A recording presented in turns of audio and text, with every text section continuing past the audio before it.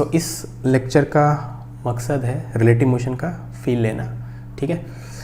अब क्योंकि relative motion सबसे ज़्यादा मुझे लगता है मिसअंडरस्टूड टॉपिक है, जो कि बहुत ही आसानी से आप विजुलाइज़ करके आप क्वेश्चन सॉल्व कर सकते हो बहुत सारे केसेस में। और ट्री या बिल्डिंग जो कि usually day to day life में हम लोग नहीं बोलते मूव कर रहा है, फिजिक्स में कैसे मूव कर सकता है वो सब हम लोग सीखने वाले इस लेक्चर में। तो ज़्यादा हम लोग फॉर्मूलाज पे ध्यान नहीं देंगे, समझने की चीज़ें करेंगे कुछ सिचुएशन को, है ना, रिलेटिव मोशन वाली सिचुएशन को, ठीक है। तो टारगेट ऑडियंस जेई और नीट के एस्पिरेंट्स है, या इंजीनियरिंग या मेडिकल एंट्रेंस एग्जाम जितने भी हैं इंडिया में उनके एस्पिरेंट्स को देख सकते हैं। 11th के नॉर्मल बच्चे भी देख सकते हैं, मतलब जो बोर्ड के पढ़ रहे हैं, क्योंकि लेक्चर में कुछ हाई फाई चीज़ होने नहीं वाला, ठीक है। हाँ, कॉन्सेप्ट वाइज हाई फाई होगा, लेकिन उस कॉन्सेप्ट को समझने के लिए आपको विजुअलाइज करना आना चाहिए, ठीक है।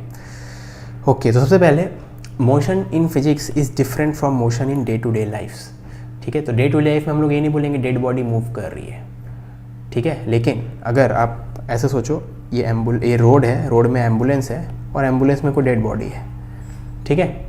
अब एम्बुलेंस भाग रहा है इस तरफ 30 मीटर पर सेकेंड से, तो यहाँ पे अगर ओरिजिन है रोड पे, तो ओरिजिन के रिस्पेक्ट में ऑफ कोर्स डेड बॉडी का पोजीशन चेंज हो रहा है। मान लो डेड बॉडी पहले 100 मीटर दूर है, ठीक है, 1 सेकंड के बाद देखेंगे तो क्योंकि एम्बुलेंस 30 मीटर पर सेकंड आगे बढ़ रहा है, तो 1 सेकंड में ये और 30 मीटर आगे बढ़ जाएगा। तो फिर हम लोग बोलेंगे अब डेड बॉडी कितनी दूर पे है, 130 मीटर। फिर 1 सेकंड और बाद देखेंगे तो 160 मीटर एंड सो ऑन, ठीक है ना। तो आप अगर पोजीशन वर्सेस टाइम लिखोगे तो t = 0 पे 100 मीटर दूर था, t = 1 सेकंड में 130 मीटर दूर था, t = 2 सेकंड में 160 मीटर दूर था एंड सो ऑन, ठीक है। तो मतलब बेसिकली अगर कोई चीज़ का पोजीशन चेंज होता है तो हम लोग बोलते हैं वो चीज़ मूव कर रही है। फिजिक्स में ऐसे ही होता है, पैर का हिलना को मूव करना नहीं बोलते फिजिक्स में। फिजिक्स में जब तक पोजीशन चेंज नहीं होगा वो चीज़ मूव नहीं कर रही है, ठीक है। इसका मतलब ये भी है कि अगर एक ट्रेन है, ये एग्जाम्पल आपको अच्छा लगेगा, एक ट्रेन है या कार है, ठीक है। कार इस तरफ भाग रही है 2 मीटर पर सेकेंड से, और कार के ऊपर एक आदमी है ना, और आदमी जो है रियर एंड और आदमी के बीच में एक रोप है, ठीक है। और रोप का लेंथ जो है कम कर रहा है ये आदमी मूव करके, जो भी है, ठीक है, बाय 2 मीटर पर सेकेंड। तब इस केस में भले आदमी जो है कार के रियर एंड के तरफ मूव कर रहा होगा, इसके करीब जा रहा होगा, हर सेकेंड में 2 मीटर इसके पास जा रहा होगा, ठीक है। जैसे अगर ये डिस्टेंस है 10 मीटर तो 5 सेकेंड में आदमी यहाँ पे पहुँच जाएगा, लेकिन विथ रिस्पेक्ट टू ग्राउंड ये आदमी हिल भी नहीं रहा होगा। क्यों? क्योंकि कार इस आदमी को 2 metre per second towards right ले जा रहा है, लेकिन आदमी जो है कार के ऊपर 2 मीटर पर सेकेंड से टुवर्ड्स लेफ्ट चल के ओवरऑल मोशन अगर आदमी का देखें एज सीन फ्रॉम ग्राउंड तो वो 0 है, ठीक है ना। इस चीज़ को एनालाइज करेंगे डिटेल में, अभी के लिए तो समझ लो यहाँ पे आदमी का पैर हिल रहा होगा लेकिन वो मूव नहीं कर रहा। तो फिजिक्स में पैर का हिलना डज नॉट इम्प्लाई मोशन होना, या पैर का नहीं हिलना डज नॉट इम्प्लाई मोशन नहीं हो रहा है, ठीक है। पोजीशन चेंज होगा तो हम लोग बोल देंगे मूव कर रहा है, पोजीशन चेंज नहीं होगा तो मूव नहीं कर रहा। तो सिंपली आप पैर का हिलना को मोशन से कनेक्ट करना, एसोसिएट करना बंद कर दो तो ये टॉपिक आसान लगने लगेगा, ठीक है। तो यहाँ पे एक बहुत ही सिंपल एग्जांपल देखते हैं। सपोज एक ट्री है, एक डॉग है और एक मैन है। ये तीनों चीज़ का velocity with respect to ground as seen from ground दिया गया है। तो मैन जो है 5 मीटर पर सेकेंड से राइट की तरफ भाग रहा है। इसका मतलब सिंपली यही है कि ग्राउंड में अगर ओरिजिन चूज़ करेंगे तो उस ओरिजिन से मैन हर सेकंड 5 मीटर दूर जाता जाएगा, ठीक है। अगर इस तरफ ओरिजिन चूज़ कर रहे हैं, और अगर इस तरफ चूज़ करेंगे तो ओरिजिन के करीब आता जाएगा हर सेकंड बाय 5 मीटर, ठीक है। तो मान लो यहाँ पे ओरिजिन चूज़ किए तो ये मैन इस ओरिजिन से हर सेकंड 5 मीटर दूर होता जा रहा होगा, ये डॉग इस ओरिजिन के हर सेकंड 10 मीटर करीब आता जा रहा होगा, और ट्री जो है ओरिजिन से फिक्स डिस्टेंस दूर होगा। तो हम लोग ये बोल देंगे कि ट्री रुका हुआ है with respect to ground, dog move कर रहा है with respect to ground 10 metre per second towards left, और मैन मूव कर रहा है towards right with respect to ground 5 metre per second से, ठीक है। अब किसी किसी केस में अगर ऑब्जर्वर का नाम नहीं बताया गया है कि भैया ये वेलोसिटी किसके रिस्पेक्ट में है, तो आप ग्राउंड अज्यूम कर लेना, ठीक है। ओके, तो ये है सब चीज़ विद रिस्पेक्ट टू ग्राउंड, है ना। अब t = 0 पे ट्री और डॉग के बीच का सेपरेशन 20 मीटर है, और मैन और ट्री के बीच का सेपरेशन 50 मीटर है, ठीक है। अब सिंपली सोचो, भूल जाओ इस पूरे चीज़ को कि हम लोग फिजिक्स का बहुत ही रिलेटिव मोशन जो यूजुअली टफ टॉपिक हो सब पढ़ लो, सब भूल जाओ। सिंपली सोचो, मैन और ट्री के बीच का सेपरेशन तो घटना चाहिए, क्योंकि ट्री वहीं का वहीं है और मैन उसके करीब जा रहा है ना, ठीक है। ओके, तो अब देखें यहाँ पे मैन जो है 1 सेकंड में 5 मीटर आगे बढ़ रहा है, तो t सेकेंड्स में कितना आगे बढ़ जाएगा, 5 × t, ठीक है। तो new separation between man and tree हो जाएगा, इनिशियल सेपरेशन कितना था 50, 50 - 50, ठीक है, 50 माइनस 5t, ठीक है। तो मैन यहाँ पे पहुँच गया है ना। अब ऐसा सोचो ना कि मैन के रिस्पेक्ट में ट्री का पोजीशन अगर हम लोग देखें, यानी मैन अगर इस ट्री का पोजीशन नाप रहा होगा तो जो भी नाप रहा होगा ओरिजिन वहीं पे होता होगा। तो मैन में अगर ओरिजिन है, ग्राउंड फ्रेम से देखेंगे तो ग्राउंड पे ओरिजिन है, इस मैन के फ्रेम से देखेंगे, मैन फ्रेम से देखेंगे तो मैन में ओरिजिन है, ठीक है ना। तो मैन के साथ साथ उसका ओरिजिन भी आगे बढ़ रहा होगा। तो ये मैन का ओरिजिन, मैन जहाँ ड्रॉ करेंगे वहीं पे ओरिजिन हो गया। तो अभी न्यू पोजीशन ऑफ मैन जो है वहाँ से अगर ट्री को नापेंगे तो ट्री कितनी दूर पे, 50 माइनस 5t, इतनी दूर पे है ना। तो हम लोग ये बोलेंगे सिंपली कि ये ट्री का location with respect to man at a given time कितना है, 50 minus 5t at any given time, ठीक है। t = 0 पे ये 50 मीटर हो जाएगा और किसी दूसरे टाइम पे 50 माइनस 5t जो बोलना है बोलो। समझ में आई बात। तो position of tree with respect to man इतना है, ठीक है। अब ये मत बोलना कि सर एक्चुअली में तो ट्री मूव नहीं कर रहा, मैन मूव कर रहा। अरे भैया जो आप बोलते हो ना ट्री मूव नहीं कर रहा, मैन मूव कर रहा, वो ग्राउंड फ्रेम में है, ठीक है, वो ग्राउंड फ्रेम से है।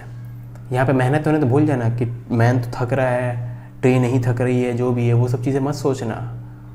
वो डे टू डे लाइफ में वैसे बात करते हैं हम लोग। फिजिक्स की लैंग्वेज में सिंपली अगर मैन देख रहा है ट्री को, पहले ट्री उसको दूर दिख रहा था, कुछ देर का ट्री उसको पास दिख रहा है, तो मैन बोल सकता है फिजिक्स की लैंग्वेज कि ट्री मूव कर रहा है। It's as simple as that, ख़त्म, ठीक है।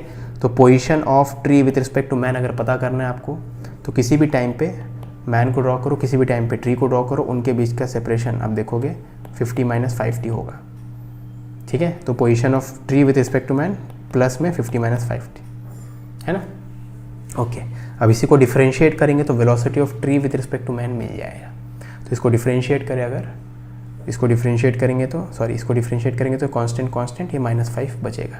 तो velocity of tree with respect to man कितना है, -5 मीटर पर सेकेंड। याद रखना velocity of tree with respect to ground 0 था। ग्राउंड पे अगर आप ओरिजिन लोगे तो ट्री उस ओरिजिन के रिस्पेक्ट में शिफ्ट नहीं हो रहा होगा, लेकिन मैन पे अगर ओरिजिन लोगे तो अब इस ओरिजिन के रिस्पेक्ट में ट्री शिफ्ट हो रहा है। हाँ, उसका रीज़न जाना है तो हाँ, ग्राउंड के रिस्पेक्ट में मैन शिफ्ट हो रहा है, ग्राउंड के रिस्पेक्ट में ट्री शिफ्ट नहीं हो रहा है, तो इसके कारण मैन के रिस्पेक्ट में ट्री शिफ्ट होता हुआ दिखेगा इस मैन को, वही बोलना चाह रहे हैं हम, ठीक है। वैसे ही position of tree with respect to dog देखोगे आप तो इनिशियली ट्री और डॉग के बीच का सेपरेशन कितना है, 20 है ना। ट्री और डॉग के बीच का इनिशियल सेपरेशन कितना है, 20 है, ठीक है। ये सब ग्राउंड के रिस्पेक्ट में ड्रॉन है ना, तो ट्री और डॉग के बीच का सेपरेशन 20 है। अब ग्राउंड के रिस्पेक्ट में 10 मीटर पर सेकेंड से आगे बढ़ रहा है, तो t सेकेंड्स में कितना आगे बढ़ जाएगा, 10 × t, ठीक है।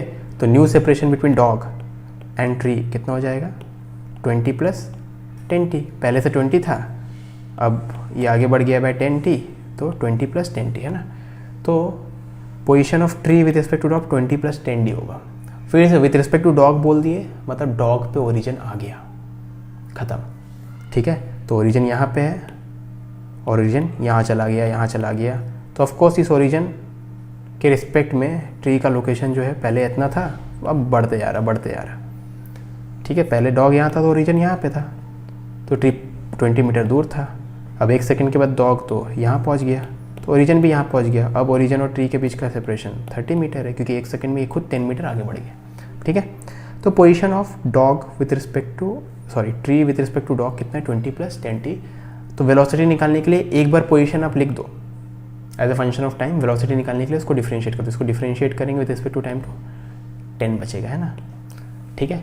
तो ट्री भाग रहा है डॉग के रिस्पेक्ट में, ग्राउंड के रिस्पेक्ट में नहीं भाग रहा है ट्री, मैन के रिस्पेक्ट में भी ट्री भाग रहा है और डॉग के रिस्पेक्ट में। अब देखेंगे तो अगर ट्री मैन के रिस्पेक्ट में नेगेटिव डायरेक्शन में भाग रहा है 5 मीटर पर सेकेंड से, तो इस मैन को क्या लगेगा कि ट्री इस तरफ भाग रहा है 5 मीटर पर सेकेंड से। इस मैन को यही दिखने वाला है, इसका मतलब बेसिकली इस मैन को ट्री पास आता तो दिखेगा, ठीक है। और इस डॉग को ट्री जो है दूर जाते हुए दिख रहा है 10 मीटर पर सेकेंड से, क्योंकि डॉग के रिस्पेक्ट में ट्री का वेलोसिटी है +10, ठीक है।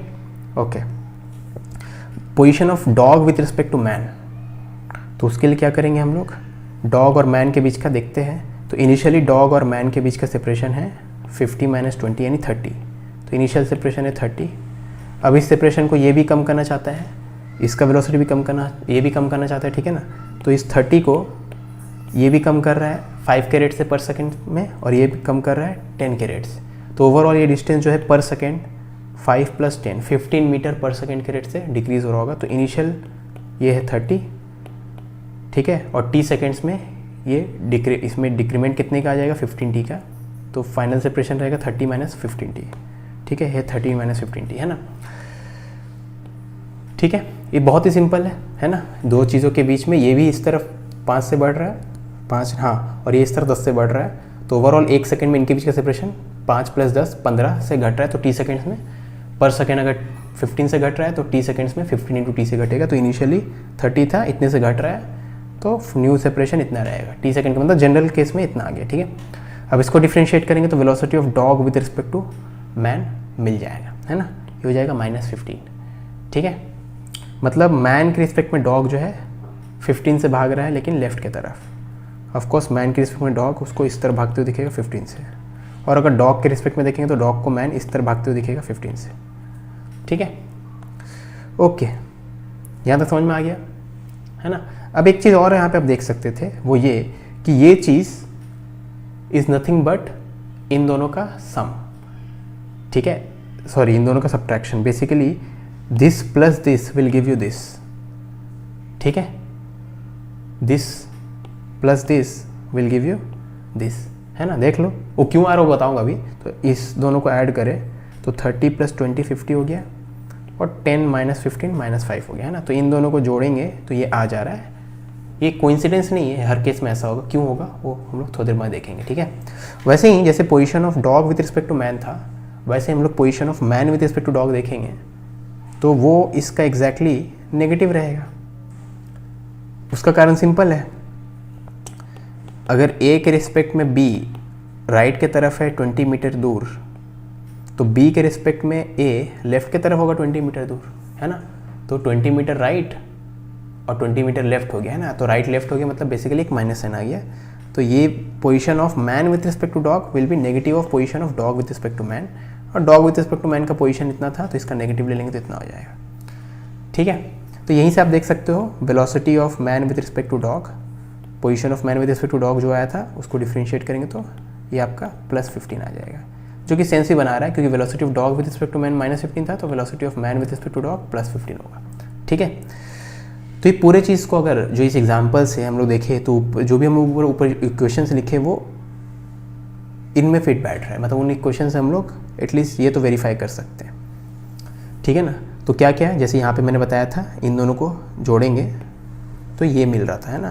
बेसिकली इन दोनों को जोड़ेंगे तो ये मिल रहा था। ठीक है, वही चीज़ यहाँ पे लिखा गया है, position of tree with respect to man is equal to position of tree with respect to dog plus position of dog with respect to man. तो इसको याद रखने का तरीका बहुत ही आसान है, इसको मैं अभी जनरल केस के लिए प्रूव भी करूँगा। तो ट्री से स्टार्ट हो रहा है तो यहाँ भी ट्री से स्टार्ट होगा, मैन पे ख़त्म हो रहा है तो मैन पे ख़त्म होना चाहिए। ठीक है, तो ट्री से स्टार्ट हो रहा है तो ट्री से स्टार्ट होगा, मैन पे ख़त्म होगा तो मैन पे ख़त्म होगा यहाँ भी, और यहाँ पे कॉमन रहेगा एक चीज़। ठीक है ना, इसका जनरल केस नीचे देखेंगे, तो अभी के लिए तो ऐसे याद रखो। दूसरी बात ये थी position of man with respect to dog is opposite of position of dog with respect to man. ठीक है, अगर इसके लेफ्ट में वो है तो उसके राइट में होगा, और सेम दूरी दूर होगा तो माइनस साइन आपको बता रहा है, खाली डायरेक्शन चेंज हो जाएगा। ठीक है, और तीसरी बात वेलोसिटी ऑफ या position of man with respect to man या dog with respect to dog हमेशा वो कांस्टेंट रहने वाला है, इनफैक्ट जीरो रहने वाला है, वो कांस्टेंट भी नहीं जीरो रहेगा। ठीक है, position of man with respect to man हमेशा जीरो रहेगा, है ना। ओके, अब जो अबव रिजल्ट्स आया है वो हर केस में वैलिड है, उसको मैं प्रूफ करूँगा अब नीचे। ठीक है, तो मान लो 3 चीज़ें हैं, 3 पॉइंट्स हैं, पॉइंट ए, पॉइंट बी और पॉइंट सी। ठीक है, तो बी का लोकेशन विद रिस्पेक्ट टू ए, मतलब सिंपली ए से स्टार्ट करके बी तक पहुंचने के लिए कौन सा वेक्टर फॉलो करना पड़ेगा, उसी को बोलते हैं position of B with respect to A से स्टार्ट करके बी तक जाने वाला एड्रेस। ठीक है, वैसे position of C with respect to B मतलब बी से स्टार्ट करके सी तक जाने वाला वेक्टर, है ना, position of C with respect to B. वैसे ये वाला वेक्टर कहाँ से स्टार्ट हो रहा है, ए से स्टार्ट हो रहा है, सी पे खत्म हो रहा है, तो हम लोग बोलेंगे इसको position of C with respect to A, C तक जाना है ए से स्टार्ट करते हुए, तो ऐसे। ठीक है, तो यहाँ पे बेसिकली इन दोनों वेक्टर को जोड़ेंगे तो ये आ जाएगा ट्रायंगल, यहाँ पे दिख रहा होगा आपको, है ना। तो R C B plus R B A equal to R C A, R C A is equal to R C B plus R B A, है ना। तो this is equal to this plus this, वही मैं लिखा हो यहाँ पे। ठीक है, वेक्टर को ऐड तो आप किसी भी ऑर्डर में कर सकते हो, तो this plus this equal to this बोलो या this plus this equal to this बोलो, मैटर नहीं करता। ठीक है, तो देखो वही चीज़ आ गया, सी से स्टार्ट करे तो यहाँ भी सी से स्टार्ट करे, ए पे ख़त्म करे तो यहाँ भी ए पे ख़त्म कर रहे, और बीच में एक चीज़ कॉमन है, it can be B, it can be Z, it can be Earth, Mars, tree, Jupiter, कुछ भी, ठीक है। ओके, अब इसी चीज़ को डिफरेंशिएट कर दे, एक बार करेंगे तो वेलोसिटी आ जाएगा, दो बार करेंगे तो एक्सेलरेशन आएगा। तो मैं वेलोसिटी वाला दिखा रहा हूँ, ठीक है। तो वेलोसिटी में भी ये रिलेशन रहेगा। तो velocity of C with respect to A will be equal to velocity of C with respect to B plus B with respect to A, ठीक है। तो मेनली आप इसको याद रखने का तरीका ऐसा है, या इसको याद रखने का तरीका ऐसा, क्योंकि ये याद रहेगा तो ये भी याद हो जाएगा कि जरा तो वो 3 लोग हैं, 1 2 3, ए को सी के घर जाना है, ठीक है, लेकिन ए सी का घर देखा नहीं, लेकिन ए बी का घर देखा और बी सी का घर देखा है, ठीक है। तो ए बी के पास चला जाएगा, बी उसको सी तक लेता जाएगा। तो वैसे इसको याद रखना है, अगर ए को सी के घर जाना है तो ए बी का घर चला जाएगा और बी उसको सी का घर लेते जाएगा, ठीक है। वैसे इसको याद रखना है ना। ओके, इसको एक बार और डिफरेंशिएट करेंगे तो एक्सेलरेशन आ जाएगा, लेकिन वो लिख नहीं रहा हूँ मैं, ठीक है ना। अब वैसे जो मैं बोला था नेगेटिव वाला वेक्टर हो जाता है, वो देख लो यहाँ पे। अगर ए से स्टार्ट करते हुए बी की तरफ जाएंगे तो इस एरो को फॉलो करेंगे तो पहुँच जाएंगे, ठीक है। लेकिन अगर बी से स्टार्ट करके की तरफ जाना होगा तो रिवर्स एरो को फॉलो करना पड़ेगा, है ना।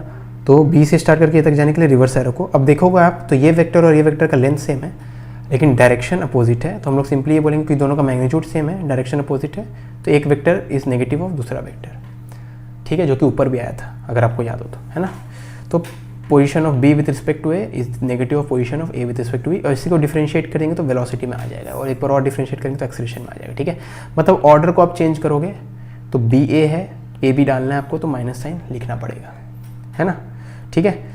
अब इससे रिलेटेड और लेक्चर्स आपको डिस्कशन में मिल जाएगा। मैं एक लाइन और यहाँ पे लिखना चाहता हूँ, वो ये है, जैसे आप जब ये देखते हो वेलोसिटी ऑफ, जैसे आप नॉर्मल चीज़ है velocity of man with respect to train, ठीक है, तो ये हो जाएगा velocity of man with respect to ground plus velocity of ground with respect to train, क्योंकि यही लॉ हम लोग ऊपर सीखे हैं। मैन से स्टार्ट हो रहा है तो यहाँ भी स्टार्ट होगा, ट्रेन पे खत्म हो रहा है तो यहाँ भी ट्रेन पे खत्म होगा, और बीच में ये चीज़ कॉमन होनी चाहिए, कोई भी चीज़ हो सकती है, यहाँ पे ग्राउंड है, ठीक है।